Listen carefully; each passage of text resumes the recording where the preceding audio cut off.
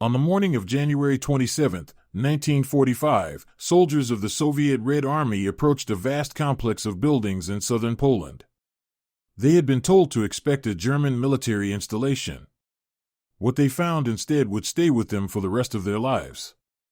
The camp was called Auschwitz. By the time Soviet troops entered its gates, the Nazis had been running the site for nearly 5 years. They had built it into the largest killing facility in human history, a complex of over 40 sub-camps, covering 25 square miles, connected by rail lines that ran from across occupied Europe directly into its heart. At least 1.1 million people had been murdered there. The Nazis had tried to destroy the evidence before the Soviets arrived. They had blown up the crematoria. They had burned the warehouses. They had forced over 50,000 survivors on death marches into the freezing winter. But they had not had enough time. When Soviet soldiers entered the camp, they found over 7,000 survivors, men, women, and children, barely alive. They found 35 warehouse buildings still standing, containing hundreds of thousands of pieces of clothing, eyeglasses, and personal belongings. They found 7.7 tons of human hair, bundled and tagged, waiting to be shipped to German factories. This is the story of Auschwitz, how it was built, how it operated, and what was found when the world finally looked inside. The site that became Auschwitz was not chosen for ideological reasons. It was chosen because it was convenient. In the spring of 1940, the SS was looking for a location to build a new concentration camp in occupied Poland. The area around the small Polish town of Auschwitz, known in German as Auschwitz, offered exactly what they needed: an existing set of abandoned Polish army barracks, good rail connections, and enough distance from population centers to operate without scrutiny. On May 4, 1940, the first commandant of Auschwitz arrived to oversee the construction of the new camp. His name was Rudolf Höss. He was 38 years old, a veteran of the SS who had spent years working at Dachau and Sachsenhausen. He was methodical, efficient, and completely devoid of moral hesitation. He would later describe his approach to Auschwitz in an autobiography he wrote in his prison cell in 1946, while awaiting execution. "I must confess openly that human weakness as such had no place in the SS man. It was expected that each one of us would suppress all human feelings." The first prisoners arrived at Auschwitz on June 14, 1940. They were Polish political prisoners, 728 men, mostly intellectuals, priests, and former soldiers. They were assigned numbers tattooed on their left forearms. The first prisoner registered at Auschwitz was given the number 31. At this stage, Auschwitz was a brutal but recognizable concentration camp, a place of forced labor, starvation, and systematic violence, but not yet a killing factory. That would change in 1941. In the summer of 1941, Heinrich Himmler summoned Höss to Berlin and gave him new orders. The German leadership had decided on what they called the final solution to the Jewish question: the systematic extermination of every Jewish person in Europe. Auschwitz was to be transformed into a center of industrial mass murder. Höss returned to Auschwitz and began planning. Over the next year, the camp expanded dramatically. A second, much larger camp was built 2 miles away at Birkenau. Eventually, a third camp, called Monowitz, was constructed to house slave laborers working for the German chemical company IG Farben. By 1942, the complex that had started as a single set of army barracks had grown into a city of death covering an area larger than some European towns. To understand what Auschwitz became, you have to understand what it was designed to do. Before Auschwitz, the Nazis had experimented with various methods of mass killing. Mobile shooting units called Einsatzgruppen had followed the German army into the Soviet Union, executing Jewish communities village by village. But this method was slow, required large numbers of personnel, and, according to SS commanders, created psychological problems for the men doing the shooting. The decision was made to industrialize the killing. Auschwitz-Birkenau, the second and largest camp in the complex, became the center of this operation. At its peak, Birkenau contained over 300 prison barracks housing more than 90,000 prisoners. It had 4 large crematoria, each of which included an underground changing room, an underground gas chamber, and a furnace capable of burning hundreds of bodies simultaneously. The process was designed to deceive the victims until the last possible moment. Trains arrived at Birkenau from across occupied Europe, from France, the Netherlands, Greece, Hungary, Slovakia, and Poland. When the train stopped, a process called selection began. SS doctors, usually accompanied by the camp's chief medical officer, walked along the lines of prisoners and indicated with a gesture, left or right, who would live and who would die. Those sent to the right were registered as prisoners, tattooed, and assigned to the camp's slave labor system. Those sent to the left, the elderly, children, mothers with young children, the sick and the disabled, were told they would be taken to shower facilities. They were given towels. They were told to remember the number of their coat hook so they could find their belongings afterward. They were led underground. At the peak of Auschwitz's operation, in the summer of 1944, during the deportation of Hungary's Jewish population, up to 10,000 people were killed each day. The camp's crematoria could not keep pace. Bodies were burned in open pits. Rudolf Höss later testified at Nuremberg that approximately 2.5 million people had been killed at Auschwitz during his time in command.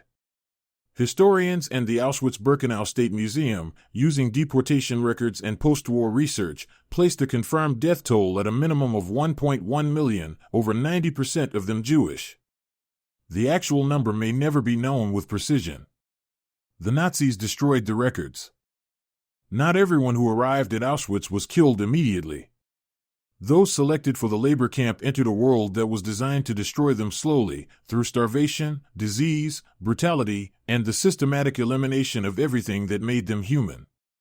Prisoners were assigned numbers, tattooed permanently on their left forearms. They were stripped of their names, their possessions, and their clothing. They were assigned striped uniforms and wooden shoes and forced into barracks where hundreds of people slept on wooden bunks in conditions that spread typhus, dysentery, and tuberculosis with lethal speed. The daily food ration consisted of approximately 1,300 calories, roughly a third of what an adult requires to maintain weight while performing hard labor. Most prisoners were worked and starved to death within a matter of months. One of the most significant eyewitness accounts of life in Auschwitz came from an Italian chemist and writer named Primo Levi. Levi arrived at Auschwitz in February 1944 and survived until liberation. In his book If This Is a Man, published in 1947, he described a world in which the prisoners existed in a state of total psychological deprivation. He wrote, "Here there is no why. The rules had no logic, the violence had no limits, and the normal categories of human existence, fairness, kindness, reason, had been deliberately and systematically destroyed. But within this world, resistance continued." In October 1944, members of the Sonderkommando, the Jewish prisoners forced to work in the crematoria, removing bodies from the gas chambers and operating the furnaces, staged an armed uprising. They had spent months smuggling gunpowder out of a nearby munitions factory, gram by gram, hidden in the hems of women workers' clothing. On October 7, 1944, they used explosives to blow up Crematorium 4. They killed 3 SS guards. They cut the wire and ran. The uprising was crushed within hours. All of the participants, approximately 450 men, were executed. The 4 women who had smuggled the gunpowder were publicly hanged in January 1945, just days before the Soviet liberation. Their names were Rosa Roboda, Esther Wachblum, Regina Safferstagen, and Ella Gartner. Before she was hanged, Rosa Roboda passed a message to another prisoner. It read, "Be strong and be brave." By the autumn of 1944, the war was turning decisively against Germany. The Soviet Red Army was advancing rapidly from the east. German commanders began to discuss what to do with the camps, and with the evidence of what had happened inside them. The decision was made to evaluate. Beginning in January 1945, the SS began forcing prisoners on what became known as the death marches, long columns of starving, exhausted prisoners driven westward on foot through the Polish winter, away from the advancing Soviet forces. The marches were lethal by design. Prisoners who could not keep pace were shot on the spot. Those who collapsed in the snow were left to die. The temperature in January 1945 reached -20 degrees Celsius in some areas of southern Poland. Of the approximately 60,000 prisoners evacuated from Auschwitz in these marches, historians estimate that at least 15,000 died along the way. One survivor, a 16-year-old Hungarian Jewish girl named Livia Bitten-Jackson, described the march in her memoir. She wrote, "We were walking on a road lined with corpses. The bodies of those who had been shot in the night were half buried in the snow. We kept walking. We had no choice but to keep walking." At the same time, Höss and other SS commanders were ordering the destruction of evidence. The crematoria at Birkenau were blown up. The camp's detailed records, the meticulous documentation the Germans had kept of every aspect of the killing operation, were burned. Entire warehouses of confiscated prisoner belongings were set on fire. But there was too much to destroy, and too little time. On January 27, 1945, soldiers of the 60th Army of the 1st Ukrainian Front reached the gates of Auschwitz. They were young men, most of them. They had been fighting across Eastern Europe for years. They had seen combat, death, and destruction.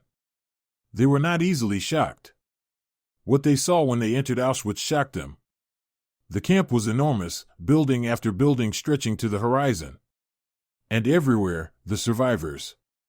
Over 7,000 of them, skeletal figures in striped uniforms, too weak in many cases to stand, emerging from barracks that had not been cleaned in weeks, and temperatures far below freezing. Soviet cameramen accompanied the soldiers. The footage they captured became some of the most important documentary evidence of the Holocaust, images of survivors too weak to walk being carried out on stretchers, of rooms filled to the ceiling with shoes and eyeglasses and human hair, of children showing Soviet soldiers the numbers tattooed on their forearms. One of the soldiers who entered Auschwitz that day was Ivan Martinushkin, a 22-year-old lieutenant. He gave an interview decades later, shortly before his death, in which he described what he remembered. He said, "We saw emaciated, tortured people. I cannot forget their eyes, the eyes of people who had been there so long that they had lost the capacity for surprise. They just looked at us. They couldn't believe we were real." In the warehouses that had not been destroyed, Soviet investigators found what the Nazis had stored there. Over 348,000 men's suits. Over 836,000 women's coats and dresses. Over 38,000 pairs of men's shoes. Artificial legs and prosthetic arms, thousands of them. Children's clothing. Baby shoes. Prayer books. And 7.7 tons of human hair, shorn from the heads of victims before they were killed, bundled, and prepared for shipment to German textile factories. These were the things the Nazis had not had time to destroy.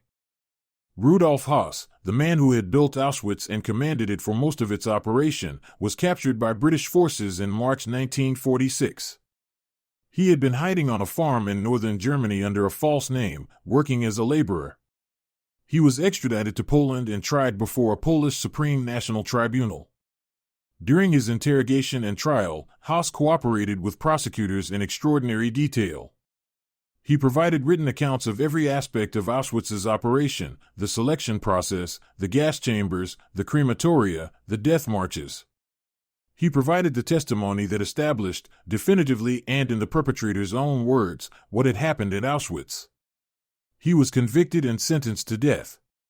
On April 16, 1947, Höss was hanged on a gallows erected next to the gas chamber of the original Auschwitz camp, the same facility where his victims had been killed. He was 46 years old. He was executed meters from where he had spent years overseeing mass murder. The Nuremberg trials and subsequent proceedings convicted dozens of others involved in the operation of Auschwitz and the broader Holocaust. But the scale of the crime ensured that justice, however pursued, could never be complete. Most of those who participated in the killing at Auschwitz were never tried. Some lived out their lives in post-war Germany and elsewhere under their own names, never identified. Today, January 27th is observed as International Holocaust Remembrance Day, the anniversary of the liberation of Auschwitz, designated by the United Nations General Assembly in 2005. The Auschwitz-Birkenau State Museum preserves the site as it stood in 1945. Over 2 million visitors come each year to walk through the gate with its iron inscription, Arbeit macht frei, work sets you free, to see the barracks, the ruined crematoria, the warehouses full of belongings. The last survivors are elderly now. The youngest, those who were children in 1945, are in their 80s. Within a generation, there will be no one left who remembers Auschwitz from their own experience. Primo Levi, who survived and spent the rest of his life writing about what he had witnessed, addressed this directly in his final book, published shortly before his death in 1987.